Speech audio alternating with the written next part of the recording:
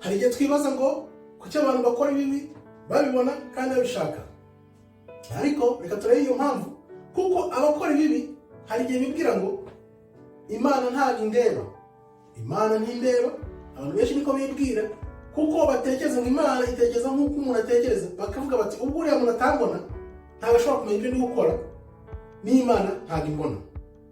Abibwira gutyo ni abadakijijwe, kuko umuntu uri mu gakiza uzi ijambo ry'Imana, uzi Imana, uzi umuntu yagiriwe n'Imana, arareba akavuga ati Imana irambona, kariyumanganye, nihane, sinkora ibyaha, nihane uko bishoboka, byibuze niyo nanacibwa ariko niyeze, nitunganye, ubundi ngorokere Imana, nongere mbe umuntu w'Imana nk'uko bikwiriye.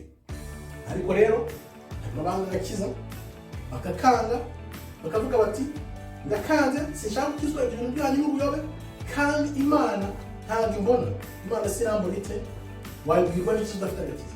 Ko ufite agakiza, Imana ikaguhamagara kuvana n'ubwo ubuyobe urimo, ikaguha ijambo ryayo ikagukiza. Ntabwo wabirengaho utangiye kuvuga ngo Imana ntimbona, Imana ntibaho, kuko byanze bikunze uba wibuka aho wahuriye n'Imana. None ibyo ugiye gukora ukigambiriye, ubishaka, ufitemo n'ubugome, yaba muri ibyo by'abapfumu, yaba kuraguza, yaba gushikisha, ibyo bintu byose waba ujyamo, cyangwa undi munabi, umutima wuzuye urwango, ibindi byose ufite, ntabwo ushobora kubigira muri weho ufite Imana, ufite ijambo rya nyaryo. Ntibishoboka, kuko ntabwo bishobora kubangikana. Ntushobora kugira ubuntu bw'Imana ngo ugire n'ubugome bwa Satani icyarimwe muri weho, ntibishoboka. Ariko rero harimo wenda n'abatabizi cyangwa se batanabyizera. Urashobora kuba atabizi, atarabyumvise, cyangwa se yarabisuzuguye ku bushake, cyangwa se ntanabyizere, nizere ko Imana ibaho, akayifata uko akibera mu buyobe bwe, mu bibi bye. Noneho ntibigire icyo bimubwira, akavuga ati nta Mana ibaho, wakumva ko ubuzima ari bwa buzima afite. Ariko nk'uwo nguwo twamubwira tuti umuka ukanguke ushakisha Imana, kuko byanze bikunze iyi si yose izi ko hari Imana.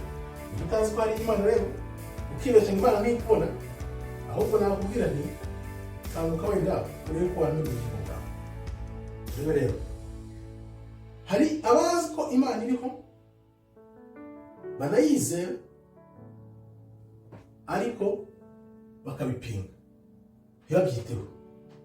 Akumva ko ashobora kubeshya Imana nk'uko yibeshya, akavuga ati kuba nzi ko Imana iriho gusa birampagije, nta kindi nshobora gukora, ibindi byose reka mbiterere iyo bigiye, ntabwo bindeba. Umuntu ni umuntu wo kwitondera, kuko niba azi ko Imana iriho ntabiha agaciro, ntagire igitinyiro cy'Imana, avuga ati Imana irambona iti. Abantu ushobora kubabeshya, ariko byibuze reka ntinye Imana, ngira igitinyiro cy'Imana, ntagire icyo gitinyiro cy'Imana.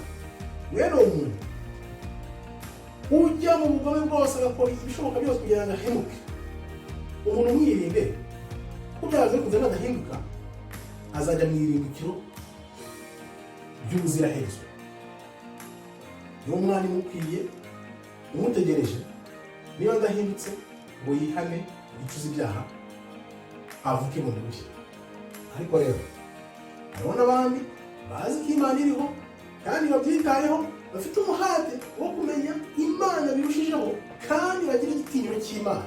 Abo bantu niba Imana ishaka ko bayibera urumuri mu bandi bantu, abo bantu nabo gusabirwa umugisha kandi bo kwishimira, bo kwizera, kuko ibyanditse mu ijambo ry'Imana babiha agaciro.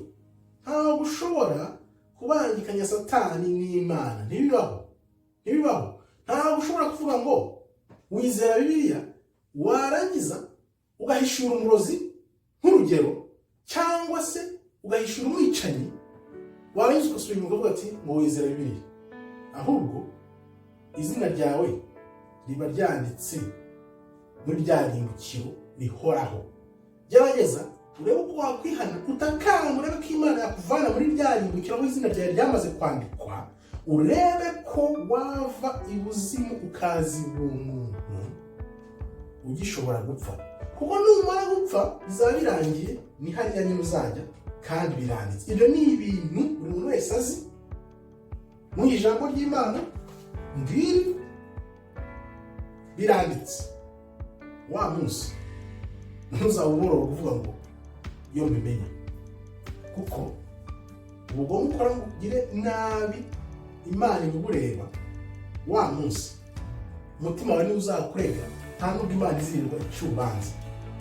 Turebe rero icyo Imana itubwira mu ijambo ryayo ku bantu bibwira ngo Imana ntiriho. Zaburi 14:1, dusome icyo Imana itubwira kuri mwene abo bantu. Zaburi yahinduye umutware w'abaririmbyi ni Dawudi. 14:1, umupfapfa ajya yibwira mu mutima we ati nta Mana iriho.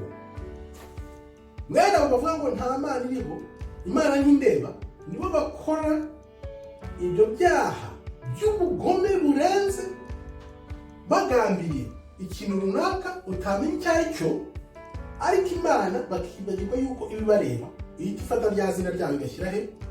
Mu irimbukiro rihoraho. Ngaho rero weho wumva niba wumva koko ushaka Imana, ukumva ko wava muri iryo curaburindi ukaza mu ijambo ry'Imana n'agakiza, kizwa, icuze, nurangiza wihane, wakira agakiza, Imana yandika izina ryawe mu bugingo buhoraho. Naho ubundi bitabaye ibyo, nta kindi nakubwira, zabaga bifashe wa munsi w'urubanza utegereje he? Mu irimbukiro rihoraho. Niba ryo wahisemo, nta kindi nakubwira, ariko inama nakugira, va mu buyobe, ureke ibyo byaha, wihane, wakira agakiza, uvuke bundi bushya, kuko Imana, imbabazi z'Imana ziracyahari. Zishake uzazibona. Nta kindi nakubwira kirenzaho, usibye kwizera ko umunsi umwe waba uri mu makosa, waba uri mu byaha ibindi bihe byose, ko wenda uzagirirwa ubuntu ugakizwa. Murakoze rero, Imana ikomeze ibarinde. Shalom, shalom, shalom.